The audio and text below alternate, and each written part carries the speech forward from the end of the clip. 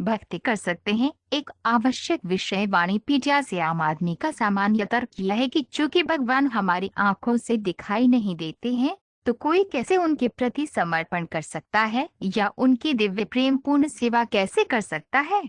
ऐसे आम आदमी के लिए यह श्री सुखदेव गोस्वामी द्वारा दिया गया एक व्यवहारिक सुझाव है।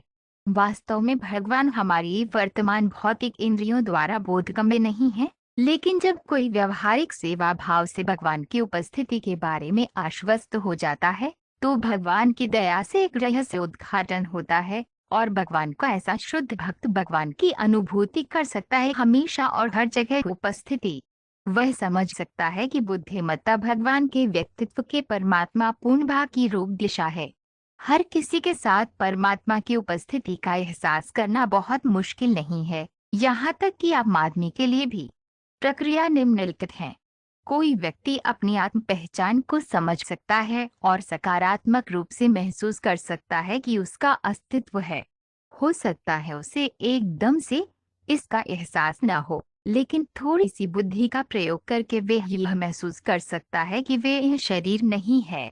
वह महसूस कर सकता है कि हाथ, पैर, सिर, बाल और अंग सभी उसके शारीरिक अंग हैं, लेकिन इस तरह हाथ, पैर, सिर आदि को उसके स्वयं के साथ पहचाना नहीं जा सकता है।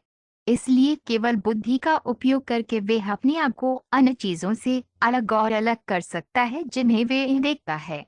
जो लोग निर्विशेषवादी हैं वे केवल भौतिक परिस्थितियों से मुक्त होकर संतुष्ट हो जाते हैं, लेकिन जो भक्त हैं वे स्वचालित रूप से भौतिक जीवन को त्याग सकते हैं और भगवान कृष्ण की अद्भुत गतिविधियों को सुनने और जप करने के दिव्य आनंद का आनंद भी ले सकते हैं। श्रील प्रभुपाद की पुस्तकें, व्याख्यान, वार्तालाप और पत्र इस आवश्यक विषय की व्यापक प्रस्तुति प्रदान करते हैं, जैसा कि वाणी कोट्स डिवोटीज कैन श्रेणी में देखा जा सकता है। उनकी पुस्तकों का परिचय निम्नलिखित 16 उद्धरणों में दिया गया है। श्रील प्रभुपाद की पुस्तकों से उद्धरण ऐसा कहा जाता है कि भगवान का एक भी शुद्ध भक्त दुनिया के सभी पतित आत्माओं का उद्धार कर सकता है। इस प्रकार जो वास्तव में नारद या सुखदेव गोस्वामी जैसे शुद्ध भक्त के विश्वास में है और इस प्रकार अपने आध्यात्मिक गुरुवार द्वारा सशक्त है, जैसे नारद ब्रह्मा जी द्वारा सशक्त थे, वह न केवल खुद को माया या भ्रम के चंगुल से बचा सकता है, बल्कि उद्धार भी कर सकता है। उनकी शुद्ध और सशक्त भक्ति शक्ति से संपूर्ण विश्व। श्रीमद्भागवत 2.8.5। एक शुद्ध भक्त जो भक्ति सेवा में मजबूत है और जिसने सभी गैर भक्ति संबंधी अवधारणाओं पर विजय प्राप्त कर ली है, वह भगवान के राज्य को भी जीत सकता है। दूसरे शब्दों में, कोई व्यक्ति केवल भक्तिपूर्ण सेवा करके ही भगवान के राज्य वैकुंठ पर विजय प्राप्त कर सकता है। श्रीमद्भागवत 4.28-29। भगवान हमारी वर्तमान भौतिक इंद्रियों द्वारा बोधगम्य नहीं है, लेकिन जब कोई व्यवहारिक सेवा भाव से भगवान की उपस्थिति के बारे में आश्वस्त हो जाता है, तो भगवान की दया से एक रहस्य उद्घाटन होता है और भगवान का ऐसा शुद्ध भक्त भगवान की उपस्थिति को महसूस कर सकता है।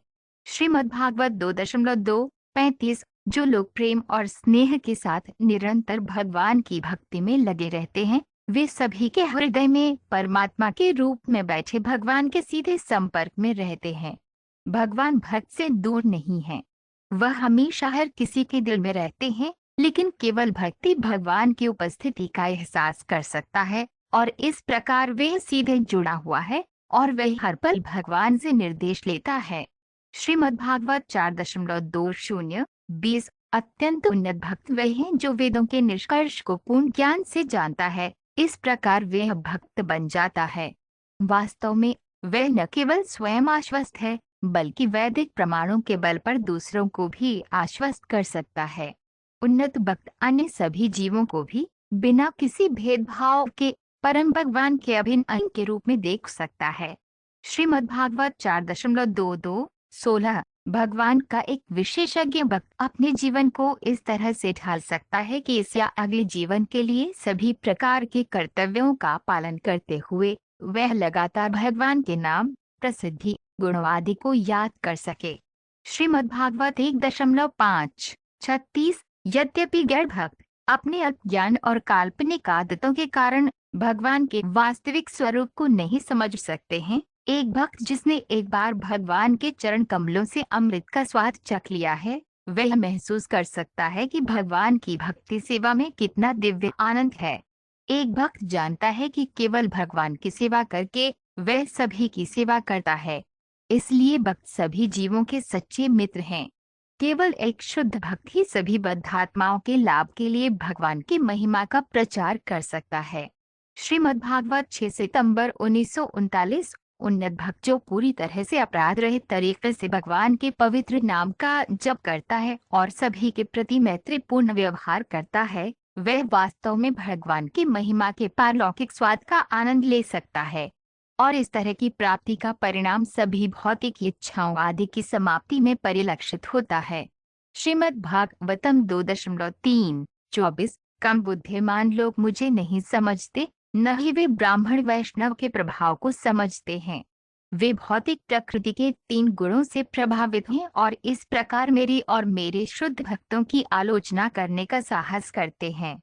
एक ब्राह्मण वैष्णव या पहले से ही ब्राह्मणवादी मंच पर एक भक्त मुझे अपने दिल के भीतर महसूस कर सकता है और इसलिए वह निश्चित रूप से निष्कर्ष निकालता है कि संपूर्ण ब्रह्मांडीय अभिव्यक्ति और इसकी विभिन्न विशेषताएं भगवान की विभिन्न ऊर्जाओं के प्रभाव हैं।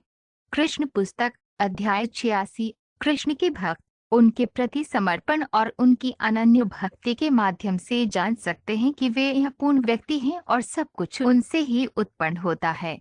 ऐसे भक्त हर चीज के स्रोत कृष्ण की लगातार प्रेमपूर्ण सेवा करते हैं। श्री ईशोपनिषद मंत्र 12। कुछ लोग कहते हैं कि भक्त को वृंदावन जैसे पवित्र स्थानों या किसी पवित्र शहर में रहना चाहिए जहां भगवान रहते थे, लेकिन एक शुद्ध भक्त कहीं भी रह सकता है और अपनी भक्ति सेवा से वृंदावन का वातावरण बना सकता है। भगवद गीता 8.1:4। संन्यास में उन्नत भक्त और संत व्यक्ति गंगा तक का उद्धार कर सकते हैं। तीर्थ कुर्वन्ति तीर्थानि स्वान्तः स्थेन गदाभृता। SB 13 जनवरी 10। क्योंकि संत भक्त हमेशा भगवान को अपने हृदय के भीतर रखते हैं, वे सभी पापपूर्ण प्रतिक्रियाओं से पवित्र स्थानों को पूरी तरह से साफ कर सकते हैं। इसलिए सामान्य रूप से लोगों को हमेशा आदरपूर्वक संत व्यक्ति का सम्मान करना चाहिए। श्रीमद्भागवत 9.9:6। भक्तों के पास स्वचालित रूप से सभी रहस्यमय शक्तियां होती हैं, लेकिन वे कृष्ण से प्रतिस्पर्धा करना पसंद नहीं करते हैं। इसके बजाय वे पूरी तरह से कृष्ण के प्रति समर्पण कर देते हैं और उनकी योग शक्ति कृष्ण की दया से प्रदर्शित होती है। भक्त रहस्यमय योग को इतना शक्तिशाली दिखा सकते हैं कि कोई राक्षस इसके बारे में सपने में भी नहीं सोच सकता है, लेकिन वे कभी भी अपनी व्यक्तिगत इंद्रिय संतुष्टि के लिए इसे प्रदर्शित करने का प्रयास नहीं करते हैं। श्रीमद्भागवत 10.7:26। यहाँ तक कि मृत्यु के समय भी जब शरीर के सभी कार्य अस्त व्यस्त हो जाते हैं, भक्त अपनी अंतरतम चेतना में कृष्ण को याद कर सकता है और ये उसे भौतिक अस्तित्व में गिरने से बचाता है। इस प्रकार कृष्ण चेतना तुरंत व्यक्ति को भौतिक मंच से आध्यात्मिक दुनिया में ले जाती है।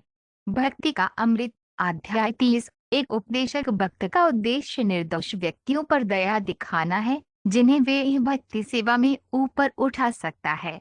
प्रत्येक व्यक्ति संवैधानिक स्थिति के आधार पर ईश्वर का शाश्वत सेवक है। इसलिए एक भक्त का कार्य हर किसी की कृष्ण भावनामृत को जागृत करना है। यही उसकी दया है।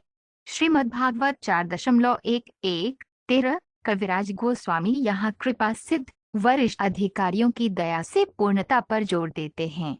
ये दया किसी भक्त की योग्यता पर निर्भर नहीं करती।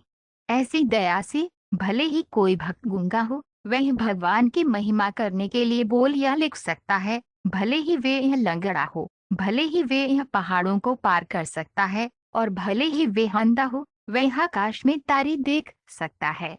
चैतन्य चरितामृत आदि लीला 8.5।